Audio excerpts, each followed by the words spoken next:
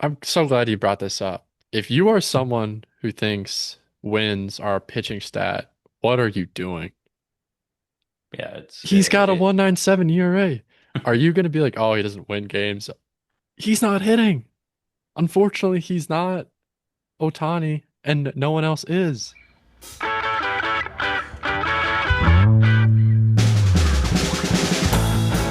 Welcome back to the Platoon Baseball podcast. I'm here with my co-host Jesse Paul. How's it going, Chris? How are we doing Good, today? good. How are you doing, man? Not the way you wanted the season to end. Yeah, that's all right. Definitely disappointing, especially the way it ended and just being so close. But it was an awesome season. It's always fun when your team makes the World Series, and it's even better when it's unexpected. Oh yeah, for sure. It's hard to even, I mean, obviously the main goal is to win the World Series, but you have to be so excited for the direction the Blue Jays are headed in after seeing what happened this year. So, Yeah, I mean, I think we're going to talk about free agency next episode, but you have to have some hope that they maybe get a little bit more leverage in signing some big free agents this year. yep. Yep. So, what are we going over today, Jess? Why don't you let the ball knowers in on what we're doing today? Yeah, we'll just go over some of our favorite moments of last season. Uh, I can say last season now because it is over. Right? Yeah, that's Um, crazy. Regular season and postseason, whatever we wanted, favorite moments we want to talk about. And then we'll kind of talk about the awards that haven't come out yet. Probably won't talk about Gold Glove or Silver Slugger, but we'll talk about MVP, Cy Young, Rookie of the Year, and Manager of the Year. Give our Uh, predictions. yeah, and I think we can do a brief just discussion on the postseason award winners too. I think Yeah, that'd be good. So, that sounds good. all right. All right. What do you want to start us off with your your best moment of 2025? I'll do some honorable mentions first. We'll start Okay. out on a happy note. I want to give a shout out to Buck Martinez, color for the Blue Jays. He went through some cancer treatment this year, so he missed some time in the booth. But it was good to see him come back for the end of the season, a special season for the Blue Jays. So good to see him come back. So shout out to him for coming back, expecting a full, he said he's expecting a full recovery and he's feeling good and glad to be back. So Is he going to be good to go for opening day? That's how he made it sound. he came back this to the end of this year. So Okay. yeah, he should be good. It sounds like he's done with treatment now. So Cool. should be That's good. awesome. Shout out Buck. Yeah, great boys. Baseball related. I'll start with Nick Kurtz, the greatest offensive performance of all time. I know we're talking about the Astros Yeah. not playing well and losing a game big, but yeah, I mean, Nick Kurtz with a breakout season, six at bats, six hits, 6 runs. One of them was a double, four of them were home runs, and he had 8 RBIs. That's about as good as it gets. Might be the greatest outside of the Shohei performance we saw in the MLB postseason. It might be the greatest all-time game Yeah, but from a single player. I will say it's the best offensive performance of all Yeah, time. But yeah, the show hit 10 strikeouts pitching and then 3 home runs. That probably won't be beaten for a while unless he does it again. right. Yeah, it was pretty crazy, man. I just I didn't get a chance to watch that game live, but I stay up to date with through the MLB app, and every time he got up, they scored. So I don't know what to say. He was about it felt like 2 inches away from a fifth home run too on one of those Yeah, doubles, it which was would have been the close. record. Yeah. So, like you said, hard to argue with. I mean, this is the greatest offensive performance of all time, and unfortunately, just came against the Astros. So, Yeah. what are you gonna And do? well, yeah, and I know the Astros had some struggles this year, but they're not a team that you'd expect to lose 15-3 and give up this kind of game. I mean, if it was, the Rockies or Athletics, we might be like, yeah, but this is crazy. Yeah, I mean, with it being the Athletics, you could go back and look all year. I mean, they kind of had the Astros number, and especially Nick Kurtz. You could go back and look at his stat log the entire year against the Astros, and what he hit 4 home runs that game. I wouldn't be surprised to see he had 8 home runs total and maybe 17, 18 RBIs. So he just kind of owned the Astros all year, and this was just the epitome of it all. So I don't know if you can pull up Nick Kurtz against the Astros. It shouldn't be Yeah. too hard to pull up since he's a rookie. Yeah, we'll But do some stat musing here. okay. Nick Kurtz versus Astros. He's hitting 500 versus the Astros. Did I read that right? Yeah, you read that right. 21 hits, 9 homers, 18 RBIs, and 17 runs scored in 10 games. Yeah, that's a definition of getting owned. I knew it was crazy. He hit a ton of, it felt like he hit a ton of home runs when they were in Oakland, and then of course that game in Houston. Wow. I, that's a lot of hits too. Yeah, I mean, 21 hits in 10 games, batting 500. That's And what was the certainly RBIs? 18? 18 RBIs. Yeah, that's unheard of. It's So, incredible. yeah. He's our daddy. Daddy Kurtz. Good for Nicholas Joseph Kurtz. Yep. Big Amish. Big Amish. What a nickname, too. Yeah. Top. Is it better than the Big Dumper? No, Okay. but it's funny. Feels like a good segue into the Big Dumper. I mean, you want to talk about having a great single game performance? Cal Raleigh did it all year long, man, Yeah, while playing the catcher position. yeah, I know you and I were talking about it a little while back, but the ability to do your job, which is to be a above average catcher behind the plate and call good games, and then on top of that, hit 62 home runs and what he probably had 125 RBIs, 130, something like that. It's unheard of out of the catcher position. So shout out Big Dumper too. yeah. He was phenomenal. Okay, I'm gonna segue over to the All-Star game. I know people Okay. aren't really a fan of All-Star games anymore. They say they're kind of dying. We should kind of get rid of them. I thought what they did this year was good. I mean, it ha just happened to be a tie, so they went into this swing off. That has been a rule for a few years now, but it was the first time it actually came into play. So they sent up batters. They get 3 swings, try to hit home run, and the dugouts were empty. Everyone's on the field cheering on their team. Looked like the players actually cared, which doesn't always happen in All-Star games. And Kyle Schwarber hits 3 home runs on his 3 swings and wins it for the NL. So that's a pretty cool way to end an All-Star game. And it was just a good moment when you're on break from regular season baseball. You get a what was seemingly a exciting moment, which you're not really expecting from an All-Star game. Yeah, the only thing I'll say on that is while the swing off was awesome, I love that they did that and added that. There's no reason for them to play extra innings of Yeah, baseball in the All-Star game. I don't like that when the starters come out, they hit the showers right away and they can't be a part of the swing off.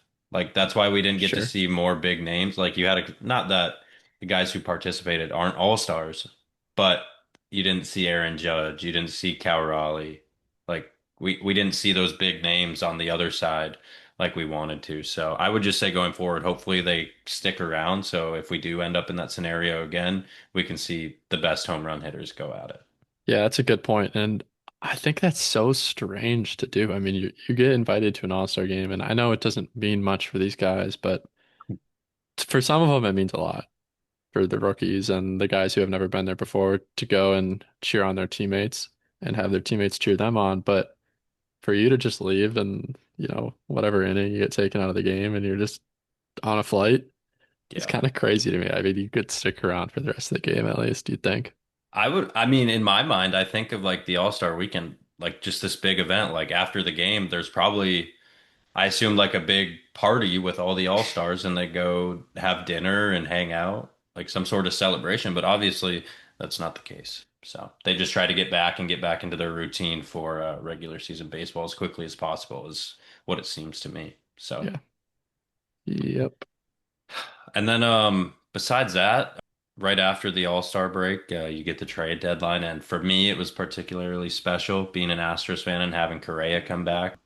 Just a known leader on the field, being so sound defensively, um, and just being a guy that, as I was growing up in my teenage years and watching the Astros dynasty begin, like him being such a core part of that, and getting a chance to have him back on the team is something I really was excited about, and I'm still excited about going forward. And the fact that he was willing to pull an A-Rod and just slot over to third, so Jeremy can man down short still is really cool as well. So it was fun. It was a fun left side of the infield for the second half of the year for me. So Yeah, for sure.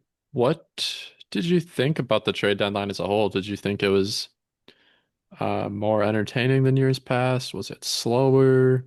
What did you think about that? in my opinion, it was a pretty big one. You think about some of the names that got moved, like you get Johan Duran ending up on the Phillies, Harrison Bader also on the Phillies. Like there's some teams that really went for it.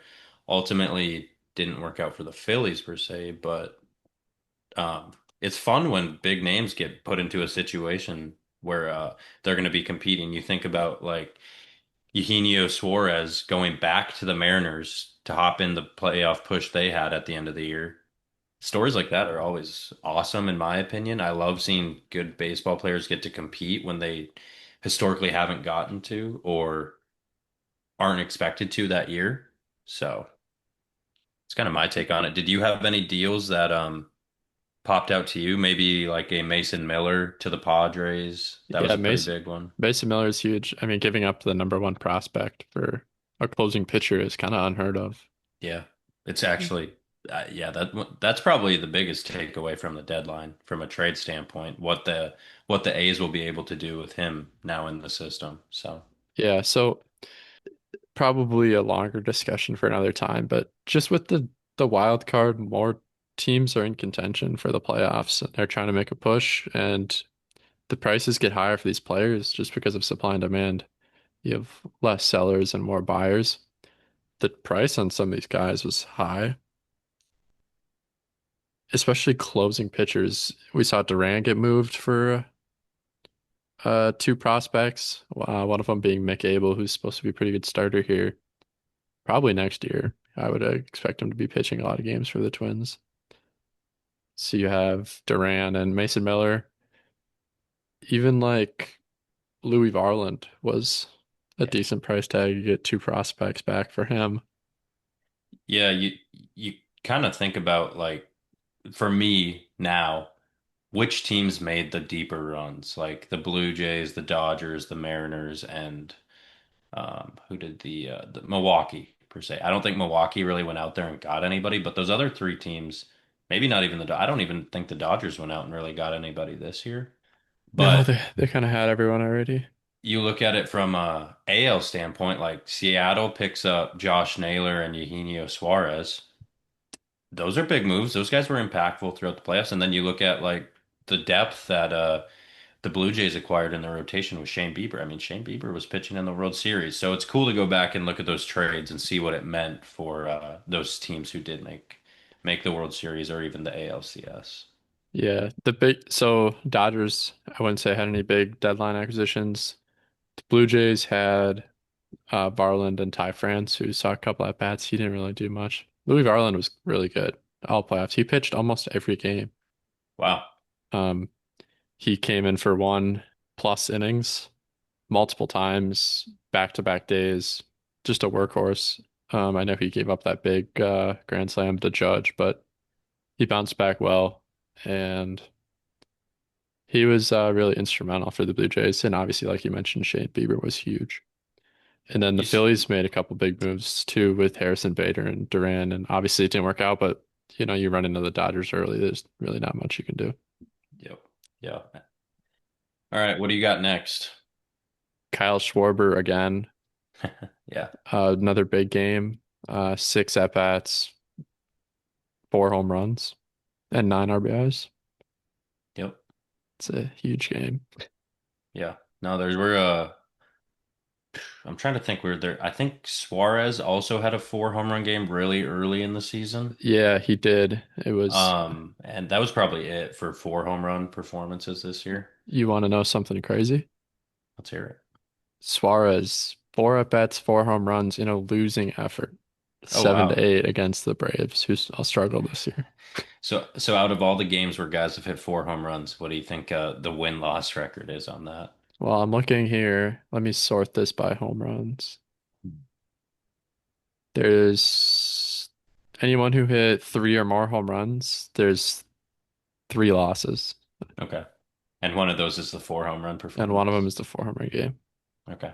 Uh, That's not one yeah, you probably expect to lose, but it happens. no, it does happen. And then, yeah, I mean, there's a lot of 3 home run games. Yeah. Yeah. All right. And then want to Let's move on to awards? yeah, let's do it. Where do you wanna let's talk about the postseason awards real quick. Okay. You want to Yeah, I lead can start. that?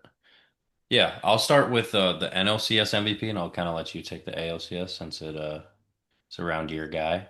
Um, Okay. Shohei Ohtani, NLCS MVP. I mean, after that game 4 that he had, I don't know how you give it to anyone else. It is the greatest performance I've ever seen on a baseball field. I believe that happened, and that is where my apology came from the last episode due to that game. Because what, 10 strikeouts and 3 homers in one game? I, he's Babe Ruth, man. This is our Babe Ruth. It's crazy. Yeah. All right. Is that all you got? I mean, you don't have to explain why he won it. I think we all know. Yeah. Yeah, no, I'm good on that. I just wanted to give him his flowers again. So, Yeah. And then ALCS MVP was Vladimir Guerrero. Postseason stats almost hit 400, 8 home runs, 15 RBIs. A guy who hadn't performed in the postseason before signs a 15-year contract and absolutely balls out in the playoffs. I mean, that he led this Blue Jay team. Clearly the best hitter, and he played phenomenal defense as well. He made a few throws to third. He got a big out, made a few diving plays in innings where they really needed an out, especially those games that went into extras.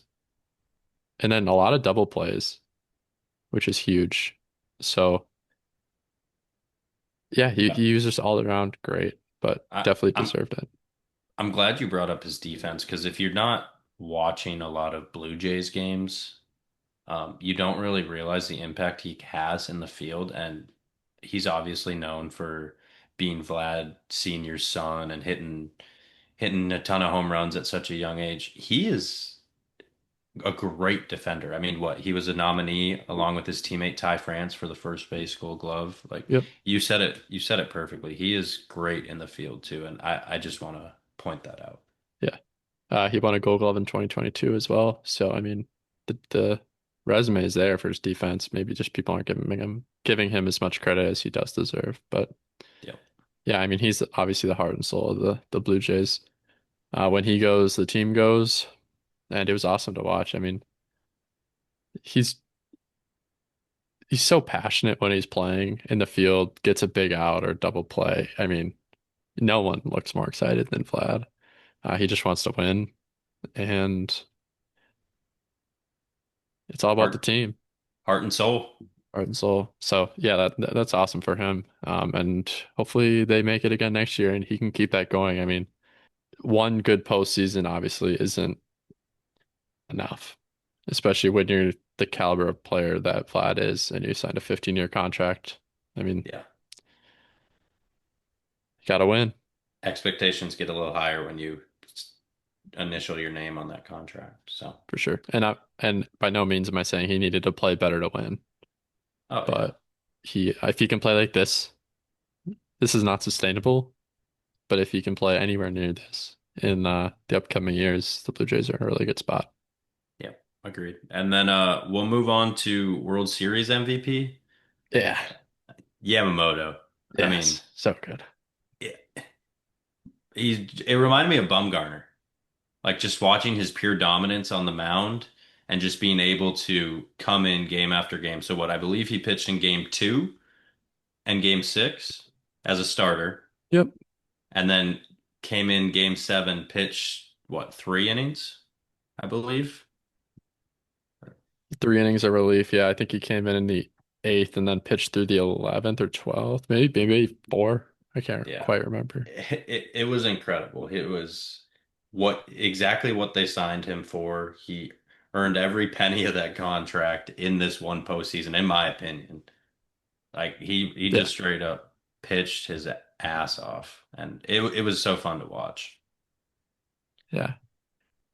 Postseason stats: a 1.45 ERA, 37.1 innings pitched.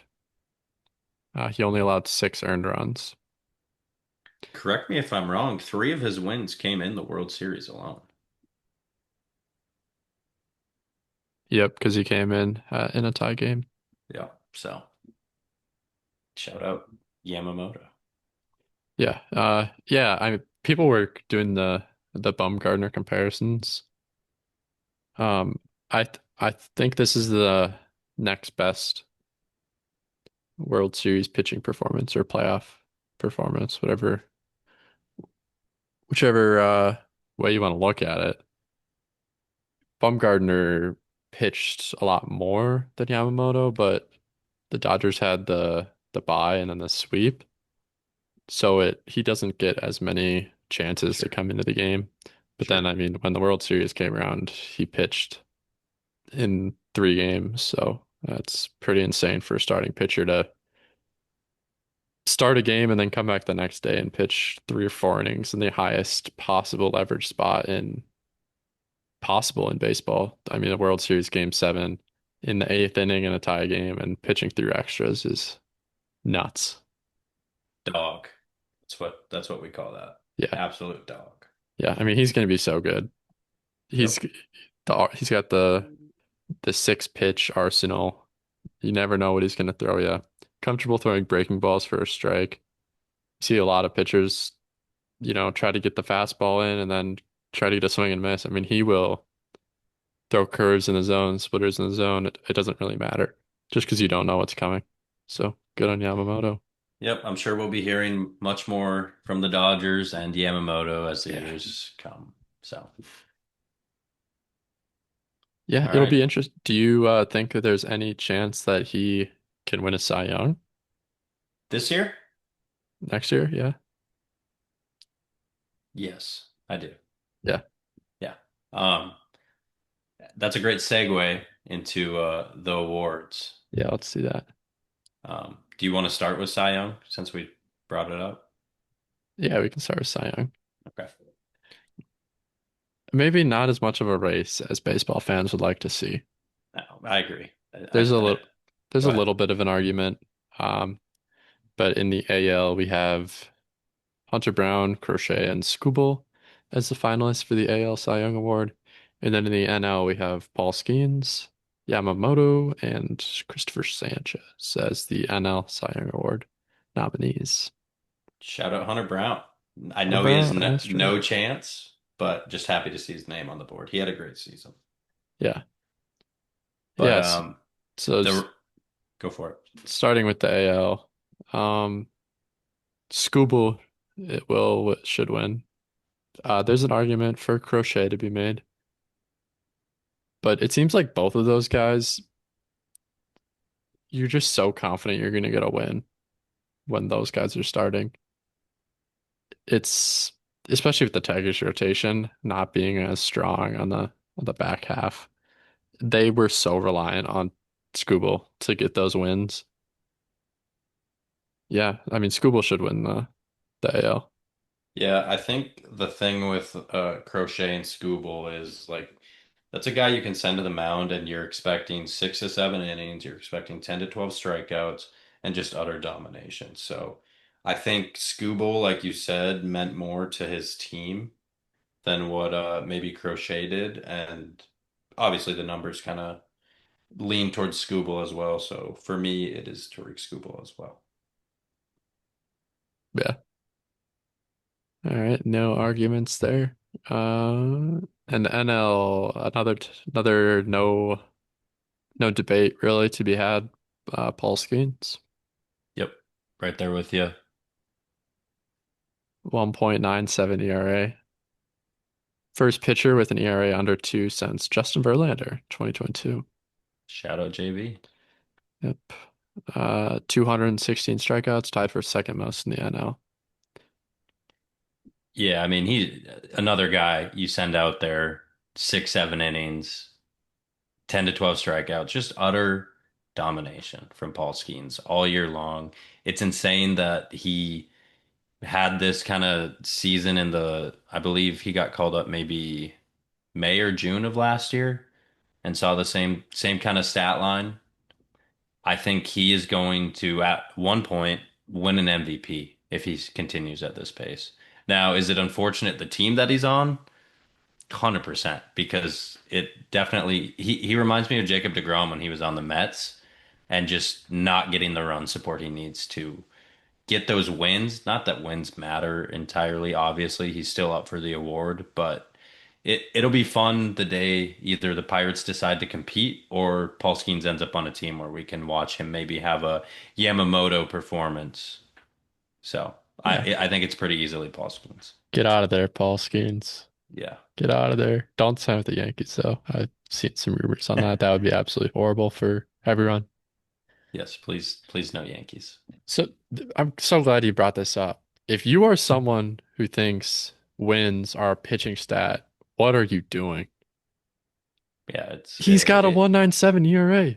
Are you going to be like, oh, he doesn't win games? He's not hitting. Unfortunately, he's not Otani, and no one else is. It's not his fault. Steve can't score. yep. Those are the dumbest arguments. I try to avoid looking at them when I see them because I just know I'm gonna get annoyed and frustrated. So I avoid it completely. But yes, wins for a pitcher are so irrelevant with stats like this. They do not matter. Yeah. I mean, what are we doing if that's your argument for Paul Skeens not winning? I mean, I don't even know what to say other than that. So, Yeah, I think we're on the same page. We don't need to even. I think we're giving them too much credit by even talking about it as much as we are now. So. yeah. It's also crazy to be like, oh yeah, he had a 1.97 ERA this year. Oh, what a year for him. Wait, last year he had a lower ERA? That is crazy. Yeah. So, good for him. He's stacking up the awards early with a Rookie of the Year last year, and now he's gonna win a Cy Young. Yep. So, Good for good for Paul. Paul Skeens.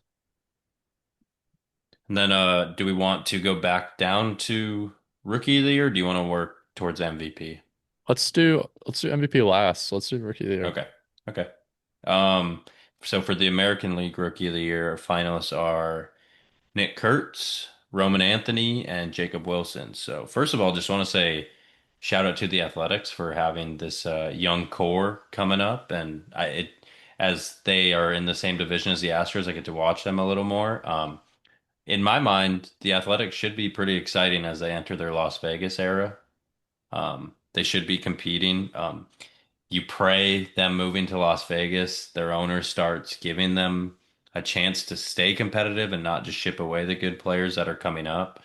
But at least for this moment in time, they have a fun couple players to watch and enjoy throughout the season. Yeah, I mean, new Las Vegas stadium and a good young team, hopefully, by Yeah. 2028 when they are supposed to move into Vegas. I mean, yeah, it's good for them. We talked about the Mason Miller trade. I think that was a good trade for them. You don't want to let uh, a good closer rot on a bad team. Good to go get a shortstop, switch hitting shortstop that plays good defense. I mean, he's going to be in the big leagues next year, you'd assume, and be a big part of their team moving forward. It'll be curious to see what they do position-wise because Jacob Wilson's also a shortstop who's a solid defender. So I don't know what the plan is there, who's going to get moved around. I would assume probably Jacob Wilson will end up either at um, maybe second or third. Yeah. I mean, you have Geloff at second. So yeah, I could see I think who did play third for Brett them? Harris. Probably third, maybe. Yeah, I don't know if he has the if they like his arm at second or third more. That'll really you'll probably find out this spring training if they bring up shoot, how do you say his last name? I don't want to say it incorrectly. DeVries. DeVries, and see what they kind of do with their lineups as spring training goes on. So Yeah, I hadn't thought about that, about him getting pulled up and what position he'd play. You'd assume one just goes to second base. yeah, that would be That's my the guess. traditional way to do it. But I guess we've seen guys like Rodriguez play third, like switch from short to third. That'd be pretty cool. Yeah, I mean, even look at Correa, what he did. He was willing to Yeah. make the move over to third, and it looks pretty natural to me. I think, in my honest opinion, Correa could be a candidate for a Gold Glove next year at third base. So, Yeah.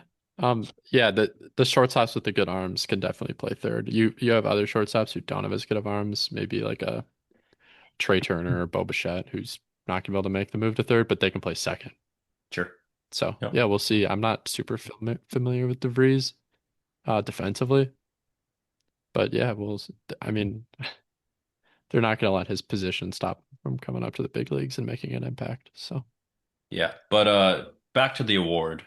Um, I think, in my opinion, I probably yours as well. It'll be Nick Kurtz. yeah, I think he had just such an impressive season for a rookie. And you talk about the single game performance he had against the Astros, just his ability to drive the ball out of the ballpark at such an alarming rate. Um, he's going to be a solid player in their group for a long time going forward. And in my opinion, he runs away with the award. So, yeah. It is crazy though to say that there's a rookie batting 311 and he's not gonna win Rookie of the Year, and the guy who is gonna win Rookie of the Year is on the same team as him. right. Yeah. No, they, it's so exciting to be an athletics fan right now, in my opinion. Yeah. Uh, Even like Denzel Clark is exciting. I mean, Yeah. You what think, he made yeah. so many good, but five good like catches over the wall, diving plays in the outfield. I mean, it's just exciting. Yeah, you think about it, they got like Tyler Soderstrom, they got Lawrence Butler. They have guys. So it's just a matter of finding that those lineups that click and maybe getting deeper into their pitching, finding a way It's to get yeah, that. yeah. Most of the help is on the needs to be on the pitching staff side. Their lineup actually hit pretty well. They had Luis Severino, and that's about it. So, especially with Mason Miller gone now, they need a little revamp on the pitching staff and the bullpen. But yeah, it's definitely an exciting team to watch, and two of the top three rookies this year in the AL, Yep, very cool. and the third one being Roman Anthony, who had a great season, although it was shorter because he got called up and then ended up getting hurt with an oblique strain. But over his last 56 games, he had a 319 batting average. Their team was hot. Red Sox were hot. You wonder if it's a different story if he's part of the lineup going into the postseason. Yeah, Roman looked great. I think the Red Sox have a bright future with him and Marcelo and Christian Campbell at the core of their team going forward in the future. And Roman just was the most consistent out of those three and one of the most consistent in all of baseball for rookies. So it was definitely a bummer when he ended up going out. Just want to give him a quick shout out for being a big entourage guy like myself. So he's a star in my book. But yeah, he had a great season. Bummer that he got hurt towards the end. Yeah, did you mention Cedane Rafaela there?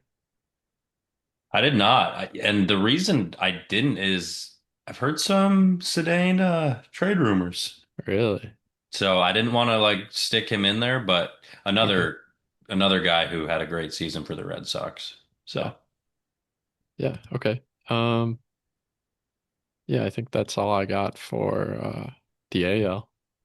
okay. And then we can bump it over to the NL where the Rookie of the Year finalists are Drake Baldwin of the Braves, Caleb Durbin of the Brewers, and Cade Horton of the Cubs. Yeah, this one may be a little bit more, a little bit closer of a race. The AL, I think Nick Kurtz is the unanimous decision, but in the NL, you could see some votes for all three of these guys. Yeah, totally agree. In my mind, it comes down to Drake Baldwin and Cade Horton. I think Cade Horton had a phenomenal year pitching, and Drake Baldwin hitting the way he did, like as a catcher, like Cal Raleigh, Hmm. was super impressive to me, especially in light of the fact that the Braves were very disappointing this year. Yeah, So he was kind of a bright spot maybe going forward as they get healthier going into next year and with a new manager. And then same thing for Cade Horton and the Cubs. If he can stay healthy, I know he got hurt towards the end of the season. He could have been a difference, and they may have been able to get around Milwaukee with a guy like him. So, yeah, 100% agree. I think it's Cade Horton, um, a 2.67 ERA, yeah, 97 strikeouts in 118 innings, 22 of those, or 22 starts, 23 games. His ERA is the best among rookie pitchers, and he had 11 wins as a rookie. I mean, that's very impressive. I do see the Drake Baldwin case. I don't hate the Caleb Durbin's case either. He fits the mold of the Brewers just so well. He's just perfect in that lineup. Only 13% swing and miss rate, only a 9.9% strikeout rate. That's so impressive for a rookie.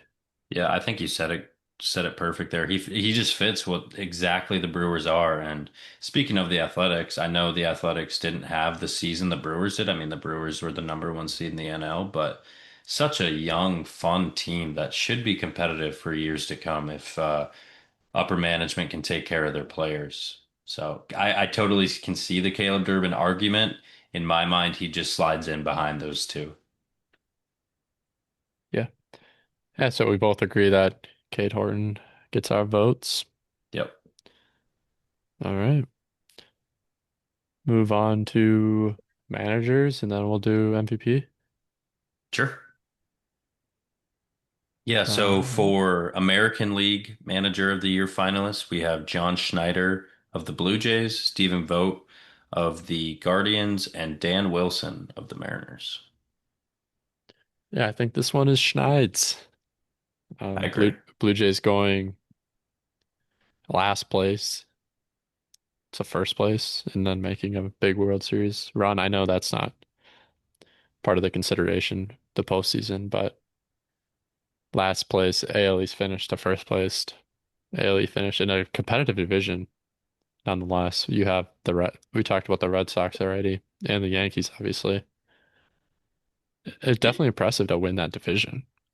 Oh, for sure. And I think it's probably a good thing that it's a regular season award because I know some people were not thrilled with some of the decisions John Schneider made down the stretch. I mean, ultimately they did get to a game seven in the World Series, but even yourself, I remember you were a little fed up with one of the decisions he made. Maybe I don't remember if it was early in the World Series or later in the ALCS, but yeah, I think it's John Schneider. Like you said, that division is kind of ruthless. You look at even the success the Rays have had over the last few years. I know it wasn't there this year, but it's just a gauntlet of a division. And for him to take them from last to first was super impressive. Yeah. I'm not. I think he did a great job managing in the postseason. It was just the one 18 inning game three of the World Series, where you're not expecting to go 18, and he kind of pulled some hitters for speed on the base paths, which didn't end up working out. And, it's probably the right call. You just don't expect it to go to 18 innings, but it's unfortunate that you don't have the hot bats in the lineup when you need to score a run. Sure. But yeah, also Toronto sports media is brutal. Just and it doesn't matter the sport. There's so much pressure on players and managers and coaches in Toronto sports media. Schneider gets called out all the time. He can make one bad bullpen call and people are people want him gone. And I'll be honest, the Blue Jays bullpen was not very good this year. I know they pitch well in the postseason. after the Varland acquisition. But before that, I mean, you got guys like Fluharty who pitched well. You have Braden Fisher, who's a rookie. I mean, these are like their high leverage guys, like that they relied on all season. And for you to say like, oh, how'd you go to this guy versus this guy? I mean, he's just putting in who he can. It's not obviously we'd all like to put in the a top player if we have him, but I mean, you got to give guys rest. And Hoffman wasn't good for most of the year either. So for them to finish first and me to say they didn't have a good bullpen, I mean, that's just props to Schneider for using the bullpen properly. And I do want to give a lot of credit to David Popkins too, the hitting coach for the Blue Jays, former Twins hitting coach.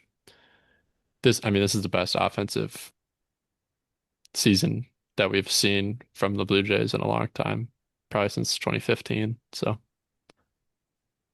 Yep, I think that covers it. Shout out Stephen Vogt and Dan Wilson, though, also great managing all season long. The Mariners overtaking the Astros as the AL West division winners, and then obviously the late resurgence the Guardians had to take over the Tigers at the end of the year, which ultimately led them to playing the Tigers and losing in the playoffs. But still, to have that kind of fight in your squad at the very end is cool to see. So shout out those managers as well.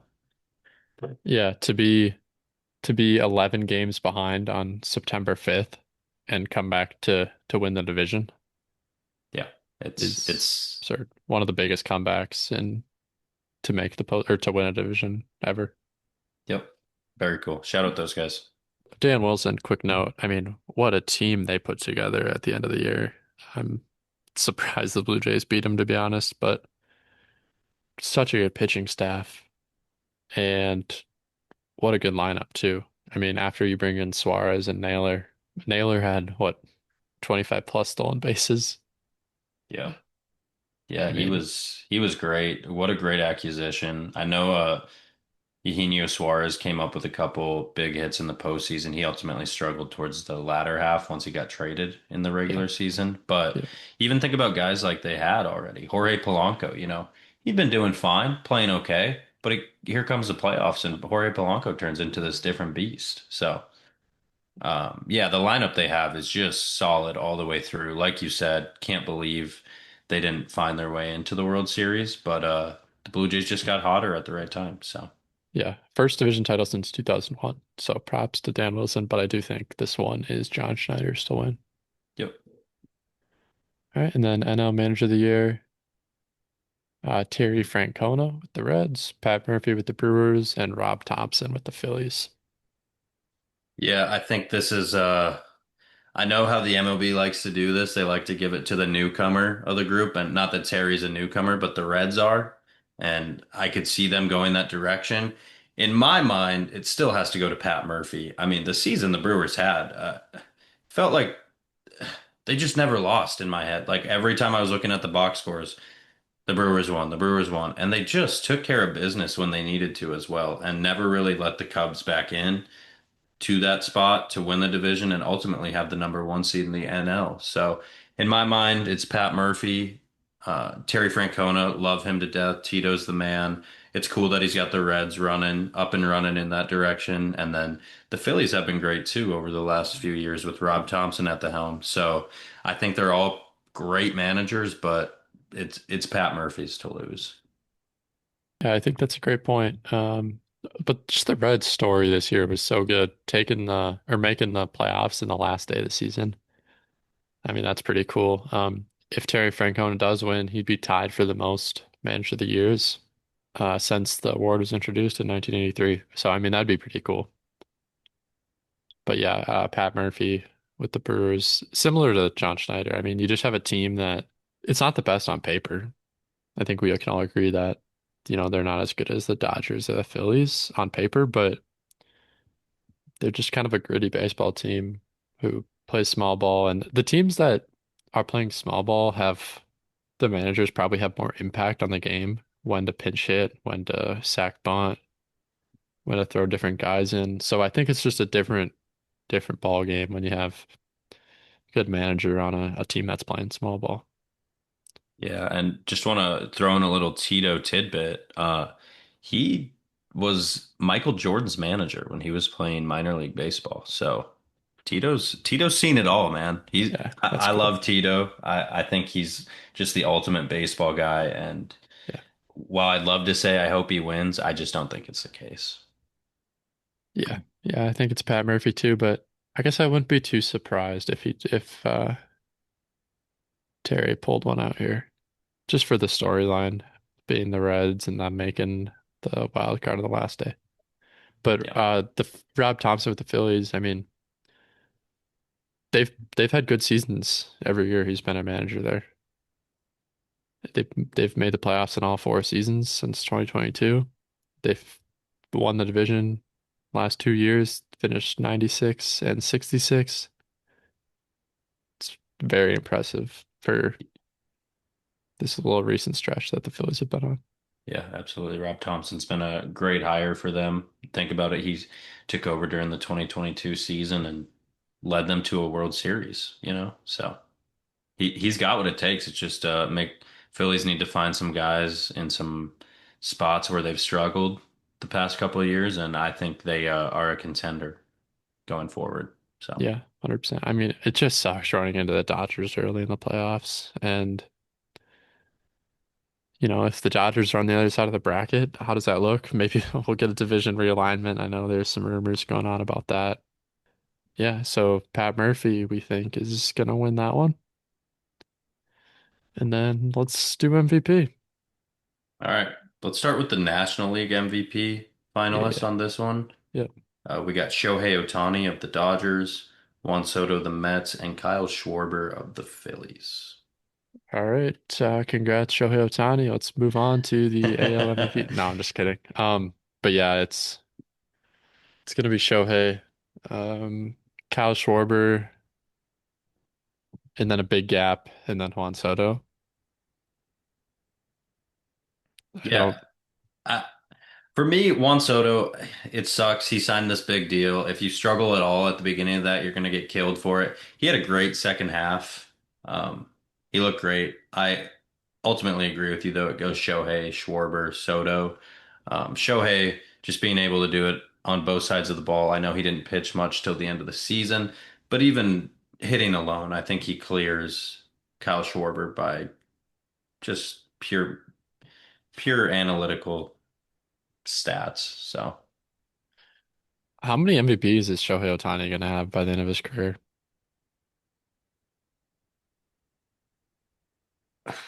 At Like, least six. that's it? I just don't know how much longer he can keep up playing both sides of the field. I feel like Uh, we're coming towards a day where he may not be a pitcher, and not saying he couldn't still do it with the bat, but I think as he puts this toll on his body, you'll see the numbers trend down eventually on both sides. So yeah. So, I mean, this would be his third consecutive MVP. it's crazy. It's Oh, good that him and Judge aren't in the same conference or yeah. league anymore because it was just always them, and they were like, shoot, I mean, these guys both really deserve it, but we can only give it to one. Yeah, So but that's so fun when you have an MVP yeah, race. Now it's like, oh, Shohei Ohtani's gonna win every year in the NL. yep, I mean, him and Barry Bonds the only guys who will probably have four MVPs by the end of this vote. So that's nuts. He might, gosh, I think he might get seven, eight. Like it's nuts to say, but I mean, he's got so many good years left in him. And like you said, if he switches to just DHing, or I mean, he can play field if he wants to. yeah, He- I just think he can just do it while he's hitting too. agreed, definitely agreed. So, okay. Uh, Sh- Shout out Shohei. yeah. And Schwarber and Soto. Schwarber had a great year, 56 home runs, career high. One more than Ohtani. Yeah, It's just that Ohtani's just the two-way player, and he hits more for average than yeah, Schwarber. his ability to run the bases too. Yeah. Um, and shout out Kyle Schwarber though. I mean, going into a contract year where you're going to be a free agent and being able to produce what you said, 56 long balls. Yep. Uh, 132 RBIs, which led to majors. yeah, even at his age, he's going to get a decent contract, and which is awesome. I love Kyle Schwarber. He's such a cool player to watch, and yeah, I'm excited to see wherever he ends up and can continue his success. So, Yeah, kind of an untraditional guy just to be a leadoff hitter as a DH and hit 56 home runs. He doesn't particularly hit for average, but yeah, what an electric player. And we already talked about the All-Star swing off. That was an awesome moment for him too. And he's obviously gonna cash out again. yep. And then Juan Soto, a down year for Juan Soto, and he's still in MVP conversation. So that just tells you what you need to know about Juan Soto, but I would expect him to have a better season next year. Yes, for sure. Hopefully hit a little bit more for average. Yeah, if it's one of those things where he struggled so much in the first half that once you get so many at bats in, it's really hard to Yeah. boost up that average. And he really did I mean, he had a great second half. When I say great, I truly mean great second half. Um, but ultimately it's just not enough to catch Shohei. So, Yeah. Hopefully he's just more comfortable with the environment and he gets a full off season and next season hopefully he starts hot and yep. then maybe gives Shohei a run for his money, but we'll see. Yep. And then we can switch over to the American League MVP that might be a little closer than people think. Maybe the most competitive out of all the awards, and that would be Jose Ramirez of the Guardians, Aaron Judge of the Yankees, and Cal or Caleb Raleigh of the Seattle Mariners. Yeah, I'm not sure if it's the closest, but out of the big ones, yes. I think Rookie of the Year in the NL could be close. And then we talked about Manager of the Year. Not that those are as important as MVP, but yeah, there's an argument to be had. I think we're both on the side that Judge is a little bit more deserving. Am I right on that? Yeah, you'd be correct. Okay. So the debate here is you have a guy who in Judge who hits for average, hits 53 home runs, led the AL in runs with 137, led the AL in walks with 124, hit 331, and led the MLB in WAR. Both Baseball Reference and Fangraphs, slightly different numbers. And the Yankees made the wild card when they honestly didn't have that good of a team this year. They struggled defensively. Volpe struggled hitting. Jazz struggled hitting. So Yeah, I think Aaron was. You talk about Vladdy. I mean, Aaron is the heart and soul of the Yankees too. He held that lineup together when everything was going sour.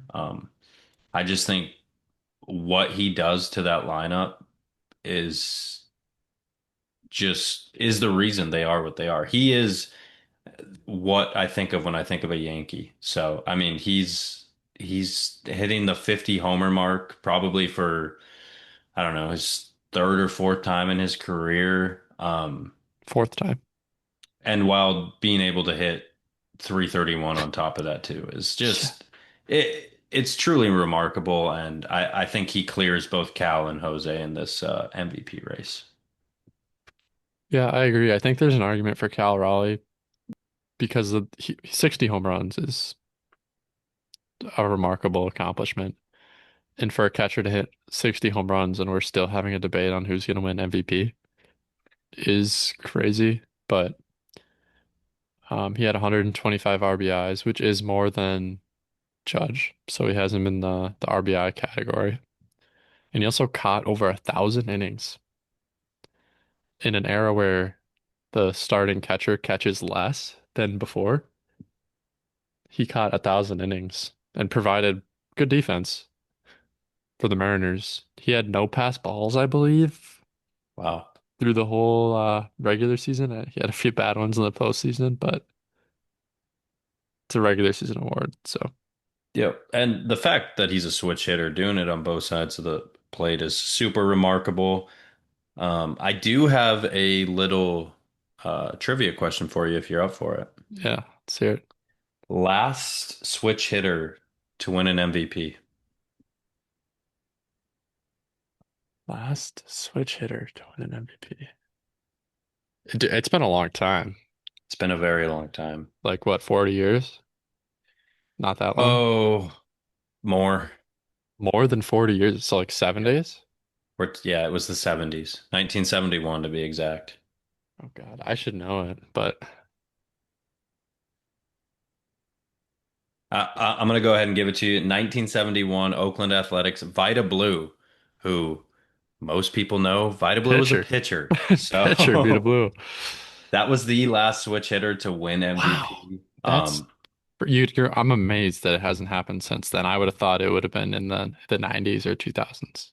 Yeah, no, it's a pretty remarkable trivia question and just fact too. Just how has a switch hitter not won the award? And obviously that trivia is kind of, no one's gonna guess a pitcher. It's a tough one to get, but it's sorry, I misspoke. The AL MVP. I didn't I not gotcha. MVP. I So gotcha. Because I was gonna say that I feel like there've been more recent ones. yeah. Jimmy Rollins, Chipper Jones. Yep. Ken Caminiti, Yeah. Terry Pendleton. Okay. The, Okay. That yeah. makes more sense. I meant to I should have thrown that. AL MVP to AL win MVP. was Vida Blue. Yeah. Okay, that makes sense. That's crazy. Yeah. So shout out Vida Blue. Wow. Pitcher. Yeah. The last Shohei Ohtani. No, I'm just kidding. It's funny to me that they had a pitcher hitting on both sides of the ball. Yeah, It's just imagine like Shohei get on the other side of the plate, buddy. I mean, that would be nuts. Imagine. yeah. If he was doing that, I would just be ready to be like, yeah, he's the GOAT. And he might already be the GOAT. So What if one day someone's like, oh, bringing in leveraged lefty against the Dodgers top of the order, and Shohei just steps to the other side of the plate. What would the reaction be from the fans? they would go nuts, but at the same time, they'd be like, if anyone were gonna do it, it's gonna be Shohei. Yeah, it's him. Dude was built in a lab for sure. Yeah. But yeah, it's ultimately, in my eyes, it's Aaron Judge, Cal Raleigh. What a season. I Yeah. mean, 60 homers is it just doesn't happen. And I think he was it 125 RBIs? Yep. Okay. Yeah. So and while playing catcher, it's super impressive. It's just I can't top what Judge did for the Yankees and what he meant to that lineup this year. I think the Mariners have a lot more around them, and that provided assistance to Cal and the season he had, whereas Judge was relied on heavily on himself. Yeah. And then shout out to Joe Ram. We talked about him in the first episode. Just an underrated player, undervalued player. Maybe like the most all-around player as far as defense, base running, hitting. He's a switch hitter. Obviously not the pitching like Shohei, but I mean he's got it all. And we talked about heart and soul of teams. I mean this team relies on Joe Ram. He's a shoe-in Hall of Famer when his career's over. And it's tough that he has to go up against Judge every year for MVP. Yeah, I mean, listen to this. He has been placed in the top six in voting. He's placed in the top six of voting 7 times, and this year would make four top three finishes. I mean, he's right there all the time, you know? He's Yeah. just so consistently solid as a ball player that any team would be lucky to have him. The Guardians are sure lucky. I would be ecstatic if somehow he could end up on a different team to kind of go for a title. I know the Guardians have made the playoffs a few times in his career. It just doesn't seem like they're going to get the job done with him, and I'd really love to see him play on a team with some more help and a chance to get that World Series ring. Yeah. You'd like to see him win an MVP at some point. It Yeah. would be a shame if he didn't. Yep. But this season, 30 home runs, 44 stolen bases, which is I was kind of shocked when I saw that number. I know he steals bases, but 44 is it's a big number. It He hit is. 283 and 137 OPS plus, so 37% better than the average player. And he played 158 games. He's the man. Yeah, and that, I mean that comeback we talked about from the Guardians to end up winning that division was truly remarkable, and he's it all revolves around him. Yep, another heart and soul guy. So All right, so we do think Judge will win this one, but we see the argument for Cal Raleigh. It would be cool if Cal Raleigh won it. I wouldn't mind it to have him win his first MVP. Um, I'm sure Judge will win many more. I don't yeah. Cal Raleigh just kind of a I don't want to say coming out party. I mean, he's been a good player, but an offensive breakout season. Yeah. Cal, it's tough. We talk about how impressive it is as a catcher. I bet he's enjoying the last 2, 3 weeks that he's not been in the crouch position for 1,000 innings and getting as many as at bats as he did this year. Like that's going to be tough to do consistently. And hopefully they put him in a position where as he gets older, he doesn't have to catch as much, even though he is such a great defensive catcher. Maybe they can get a backup who can kind of carry that load as well, so they can at least continue to see that offensive production. Yeah, I would agree. Same thing for Judge. I think if they had a right fielder who could play field and Judge could DH every once in a while as he gets older, similar to Springer with the Blue Jays, I think that would be a great development for him to really just focus on his hitting where he's most valuable. Not that he's a bad fielder, but Yeah, I think the problem there is they need to dump that Giancarlo contract because if they want both of them in the lineup, in my opinion, it should be Giancarlo at the DH spot, and yeah, that's the problem. they need to find a way to get rid of him, and then they can allow Judge to slip into that DH spot and just focus on hitting the ball out of the yard like he does. The So the problem is Stanley is so good and he's the best postseason hitter that the Yankees have other than Judge. And there was really no other Yankees that hit that well. They kind of need Stanton in that lineup unless they can replace him. But I mean, what a hard guy to replace with yeah, postseason. I think not that Mr. Kyle Tucker has been super impressive in the playoffs, but if they can get a guy of that caliber, which are the rumors are they will be at the top of the list with the Dodgers to compete for him, that's when you can kind of part ways with Giancarlo. So So are you let's say they does this mean they don't re-sign Bellinger then? I know we'll talk about this later, but low preview, yes. If they sign Tucker, they will not re-sign Bellinger. okay, kind of the same Yeah, archetype, I guess. very similar. So, okay. Anything else for AL MVP? No, I think we covered it. All right. As we mentioned, free agency next week. We're gonna have Reed Hansen on. He couldn't join us today, but hopefully get him on the next one. And yeah, we'll pick our top free agents, who give them some predictions on, where they think they go, what their contract might look like.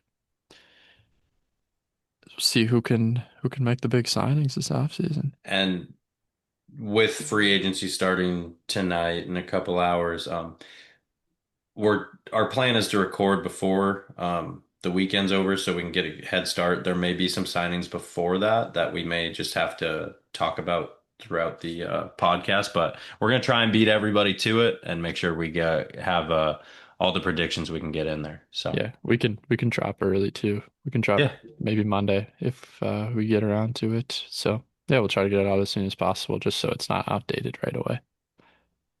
But sounds good.